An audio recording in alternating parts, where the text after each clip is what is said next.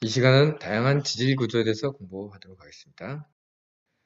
자, 학습 목표를 보도록 하겠습니다. 첫 번째, 지질 구조의 형성 과정을 설명할 수 있다. 두 번째, 지질 구조의 종류와 특징을 구별해서 설명할 수 있다. 먼저 여러분들 지질 구조가 무엇인지를 알아야 될 것이고, 그게 어떻게 만들어졌는지, 그리고 그 특징들이 무엇인지를 알 수 있어야 되겠죠.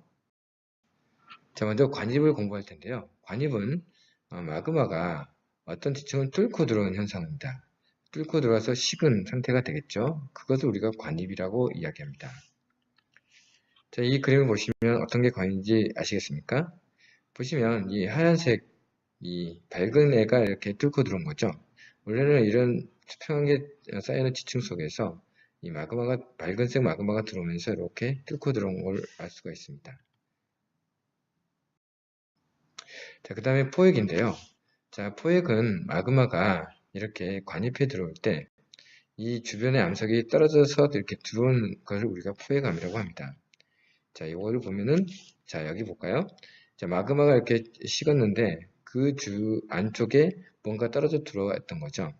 이 바깥쪽에 있는 것과 이 안쪽에 있는 것은 확연히 다르다는 걸 알 수가 있죠. 예, 그래요. 이 안쪽에 있는 것은 아마 줄무늬가 보이는 걸로 봐서는 편마음으로 해석이 됩니다. 다음으로 우리는 부정합에 대해서 공부하도록 하겠습니다.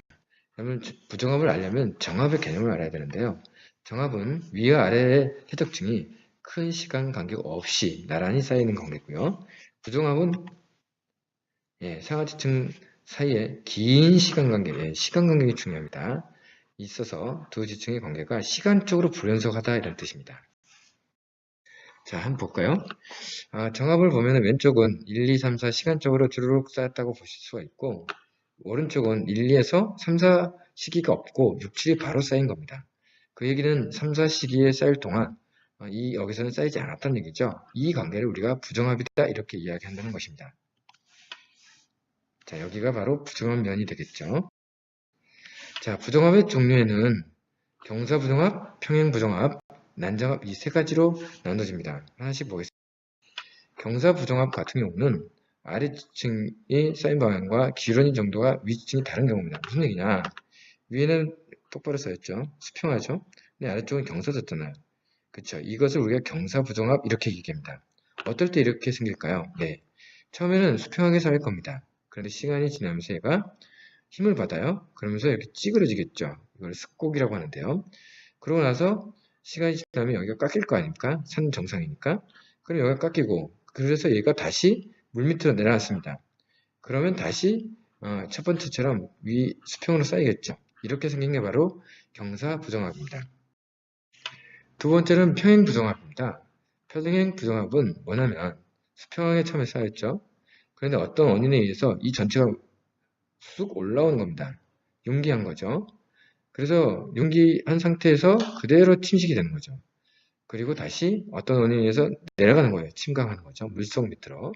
그리고 나서 다시 2층이 새로 쌓이는 거예요. 그러면 얘는 찌그러진 게 아니잖아요. 그냥 수평한 상태에서 올라갔다 내려갔다 하는 거니까 그 위에 새로운 게 쌓인 거잖아요. 이런 걸 우리가 평행부정합 이렇게 이야기하는 것입니다. 자, 세 번째로 난정합인데요. 난정합은 어지러울 난자를 씁니다. 여러분 보시면 위층은 정확하게 퇴적암층이라는 걸 알 수가 있는데 아래층은 퇴적암층이 아니라는 거죠. 변성되었거나 아니면 심성암인 경우에는 위에 퇴적암과 다르잖아요. 이럴 때 우리가 어지러운 날짜를 쓰는 겁니다. 그럼 여러분들 이게 어떻게 만들어질까요? 먼저 퇴적되고 그 다음에 관입 또는 변성이 먼저 일어나야 되겠죠. 그런 다음에 이게 위로 쑥 올라온 다음에 다 깎이고 그리고 다시 내려가서 다시 바다 밑으로 내려가서 이렇게 쌓이는 그럴 때 만들어질 것입니다. 자, 습곡인데요. 습곡은 여러분들 횡압력이 뭔지 아시겠습니까? 횡자는 가로 횡자입니다. 가로 방향으로 압력을 받았다 이런 얘기예요. 양쪽에서 이렇게 미는 힘을 받는 거죠. 그럴 때 우리가 횡압력을 받는다. 그럼 얘가 이렇게 휘어지는 거죠. 자, 단층에 대해서 먼저 공부를 하겠습니다. 여러분들 단층은 여기 이 단자는 끊을 단자를 씁니다. 다시 절단했다 이런 뜻이고요. 암석층이 힘을 받으면 아무래도 끊어질 수도 있겠죠. 그럼 끊어지고 나면 양쪽 암석이 움직이게 되는데 그 움직이는 모습에 따라서 정단층, 역단층, 이성단층 이렇게 구분하게 됩니다. 먼저 정단층을 설명할게요. 정단층은 양옆에서 잡아당길 때 생깁니다. 이 잡아당기면 중간에 어떤 약한 부분이 부서질 것이고요. 이 부서진 면은 우리가 단층면이라고 합니다. 단층면에서 위쪽을 상반이라고 하고요. 그러면 상단이 내려앉게 되겠죠. 양쪽에서 잡아당기니까. 그리고 양쪽에서 잡아당긴 힘을 우리가 장력이라고 부릅니다. 이런 형태의 우리가 단층을 정단층 이렇게 이야기를 합니다. 한번 동영상으로 한번 보도록 할게요. 양옆에서 잡아당기면 어떤 약한 부분이 부서지면서 단층면이 형성이 되고 위에 있는 것이 내려가는 그런 모습을 가지게 되겠죠. 이게 바로 정단층입니다. 자, 이것은 실제로 그 지층의 모습을 찍은 건데요. 보시면 이 하얀 것과 하얀 것이 같은 라인에 있었겠죠. 그런데 얘는 어떻게 된 거죠? 예, 힘을 받았죠. 어떤 힘? 양옆에서 잡아당긴 힘을 받아서 단층면이 생기고 그 단층면에 따라서 위에 있는 것이 아래로 내려가는 그런 모습을 띄었습니다. 이게 바로 정단층이 되겠죠. 다음으로는 역단층 공부해 보도록 할게요. 역단층은 양옆에서 미는 힘, 다시 말해서 횡압력이 작용했을 때 일어나는 현상입니다. 양옆에서 밀게 되면 어떤 약한 부분이 깨지면서 위에 있는 것, 다시 말해서 단층면에 위에 있는 것 뭐라고 그랬죠? 상반. 상반이 올라가는 그런 것을 우리가 역단층 이렇게 이야기를 합니다. 동영상을 한번 보도록 할게요. 동영상을 보면은 양옆에서 이렇게 밀어요. 밀면 약한 부분이 생기고 그 부분이 단층면이 되는 거죠. 그 단층면을 따라서 위에 있는 게 훅 올라가는 그런 게 바로 역단층이다 이렇게 보시면 되겠습니다.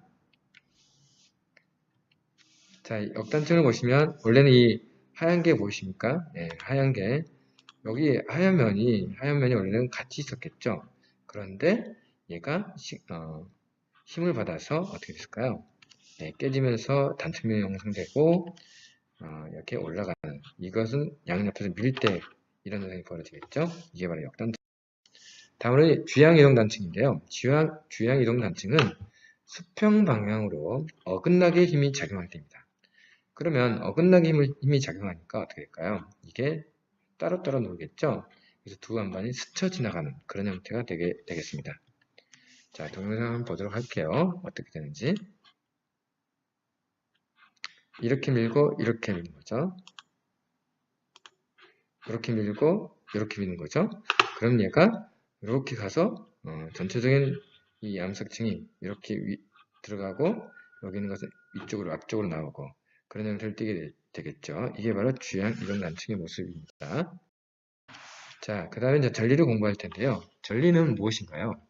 암석의 힘 또는 온도 변화에 의해서 부피가 변할 때가 있어요. 그러면 암석들이 끊어지겠죠. 갈라지겠죠. 쪼개지겠죠. 그때 생기는 틈을 이야기합니다. 자, 이게 북한산인데요. 북한산을 보면은 여기 암석들이 멋있죠. 근데 암석 사이사이에 금이 가 있는 게 보이시죠? 금이 가 있죠. 이런 걸 다 전리다 이렇게 이야기한다는 겁니다.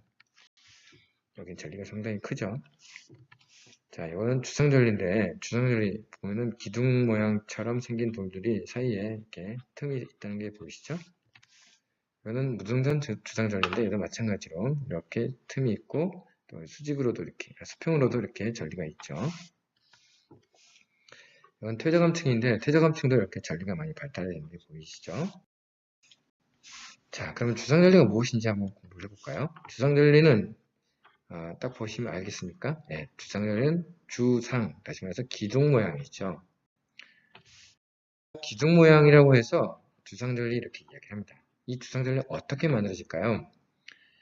일단은 화산암에서 주로 생깁니다. 여러분들 기억을 되돌려 볼까요? 화산암이 뭐죠? 예, 화산에서 만들어진 돌. 화산에서 어떻게 돌이 만들어지죠? 예, 용암이 분출하죠. 용암이 결국엔 식어서 된 돌이 화산암입니다. 그러면 여러분들 용암이 이렇게 흘러가다가 식어요. 그럼 식으면 얘는 기본적으로 액체 상태고 온도가 높기 때문에 부피가 크겠죠. 근데 얘가 식으면 수축이 일어납니다. 수축이 일어날 때 무작위적으로 일어나는 게 아니라 어떤 지점을 중심으로 여러분들 어떤 지점을 중심으로 이렇게 수축이 일어나게 되는데 그때 만들어진 모양이 보통 육각형이라 그래요. 그래서 우리가 주상절리는 보통 육각형 모양을 가질 때가 많습니다. 그리고 이렇게 겉에서부터 안쪽으로 이렇게 식어 들어가기 때문에 나중에 이렇게 기둥 모양이 된다고 해요. 자, 그 다음에 판상전리인데요. 판상전리는 뭐가 있을까요? 네, 여기 보시면 판 모양이 보이십니까? 자, 여기도 판 모양이 보이시죠? 이런 걸 판상전리라 그래요. 이거는 북한산 선생님이 그 도로가에서 찍은 건데, 여기 이렇게 한 판, 두 판 이게 보이시죠? 이 마치 양파 껍질 모양이다 이렇게도 표현을 얘는 왜 생길까요? 네, 얘는 기본적으로 심성하면서 많이 나타납니다. 심성하면 어디에 있죠? 예, 지하에서 있죠. 지하에서는 기본적으로 압력이 높아요. 그런데 융기하면 지표로 노출되면 압력이 없어져 버리죠. 그래서 누르던 게 사라지니까 부피가 뻥 커지는 거죠. 그러면서 평평하게 쪼개지는데, 자, 한번 볼게요. 여기 보시면 지하에 심성함이 있습니다. 수킬로미터 정도 밑에예요. 그러면 뭐가 존재하죠? 예, 파란색 이렇게 누른 힘이 존재하죠. 그럼 누른 힘만 존재하나요? 안에서 바깥으로 똑같은 힘이 작용해서 이 모양이 유지가 되는 겁니다. 그런데 시간이 지나면서 어떻게 돼요? 위에 이렇게 사라지죠.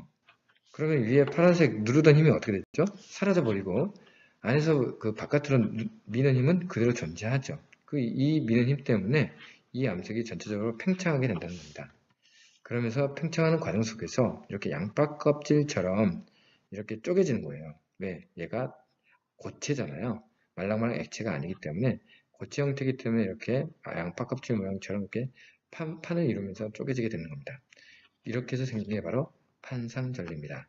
여러분들 북한산에 가서 한번 이런 모양의 돌들을 찾아보시기 바랍니다.